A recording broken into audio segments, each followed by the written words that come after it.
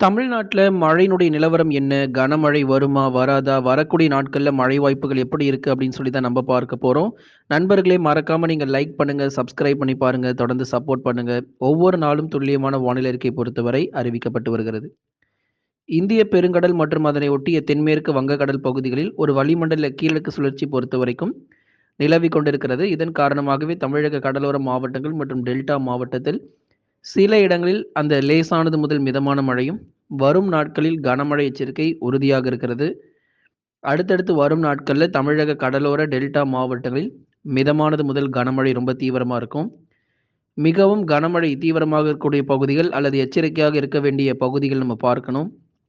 நாகை, தஞ்சை, திருவாரூர், அரியலூர், பெரம்பலூர், மயிலாடுதுறை, திருச்சி, புதுக்கோட்டை, ராமநாதபுரம், தூத்துக்குடி, திருநெல்வேலி, தென்காசி போன்ற மாவட்டங்கள் அடுத்து வரும் நாட்களில் கண்டிப்பாக எச்சரிக்கை தேவை.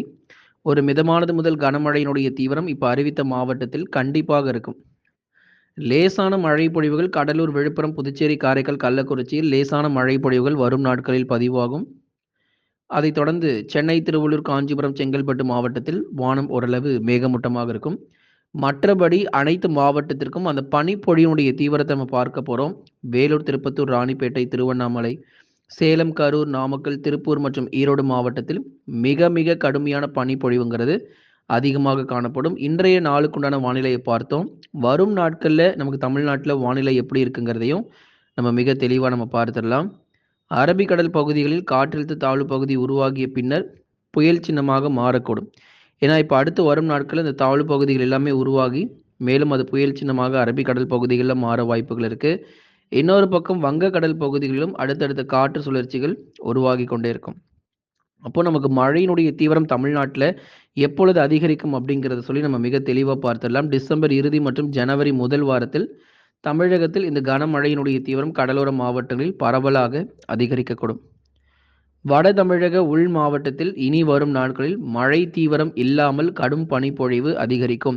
ஏன்னா நிறைய பேர் வந்து ஃபோர்காஸ்ட் பண்ணுங்க, இந்த கிருஷ்ணகிரி, தருமபுரி பக்கம்லாம் கண்டிப்பாக எங்களுக்கு மழை வரணும் அப்படின்னு சொல்லி கேட்டிருந்தீங்க. தற்போதைய நிலவரப்படி அடுத்து வரக்கூடிய நாட்கள் கூட மழை இல்லாமல் இருக்க போகிறது. உள் மாவட்டங்கள் கிருஷ்ணகிரி, தருமபுரி, வேலூர், திருப்பத்தூர், ராணிப்பேட்டை, திருவண்ணாமலை, சேலம், கரூர், நாமக்கல், திருப்பூர், ஈரோடில் மிக மிக கடுமையான பனிப்பொழிவுகள் அதிகரிக்கும். கடலோர மாவட்டத்திற்கு மட்டுமே இனி வரும் நாட்களில் மழை பொழிவுகள் அதிகரிக்கும் என்கிறதுல எந்த மாற்றமும் கிடையாது. தொடர்ந்து பார்க்கலாம். தமிழ்நாட்டில் பதிவான அதிகபட்ச வெப்பநிலை அப்படிங்கிறது ஒரு பக்கம் இருந்தாலும் குறைஞ்சபட்ச வெப்பநிலைங்கிறது எங்கே பதிவாயிருக்குன்னு பார்த்துலாம். அதாவது பனிப்பொழிவு அதிகமாக தீவிரமான மாவட்டம் அப்படின்னா அது நாமக்கல் மாவட்டம் தான். 15 டிகிரி செல்சியஸ் மட்டுமே பதிவாகி இருக்கிறது. இனி வரும் நாட்களில் நாமக்கல் மட்டும் இல்லை, வேலூர், திருப்பத்தூர், ராணிப்பேட்டை, திருவண்ணாமலை, கிருஷ்ணகிரி, தருமபுரி உள்ளிட்ட மாவட்டங்களிலும் 14 டிகிரி செல்சியஸ் 13 டிகிரி செல்சியஸ் வரைக்கும் வருகிறதுனால மிக மிக தீவிரமான பனிப்பொழிவு எச்சரிக்கை உள் மாவட்டத்தில் காத்து கொண்டிருக்கு நண்பர்களே. அறிவிக்கப்பட்ட மாவட்டங்கள் எச்சரிக்கையா இருங்க. மற்ற மாவட்டங்களில் பனிப்பொழிவு தீவிரமடையும். நீலகிரி, கோயம்புத்தூர் போன்ற இடங்களில் பகுதியான மிதமான மழையும், வரும் நாட்களில் சில இடங்களில் மட்டும் அந்த கனமழையினுடைய தீவிரத்தை கண்டிப்பாக எதிர்பார்க்கலாம்.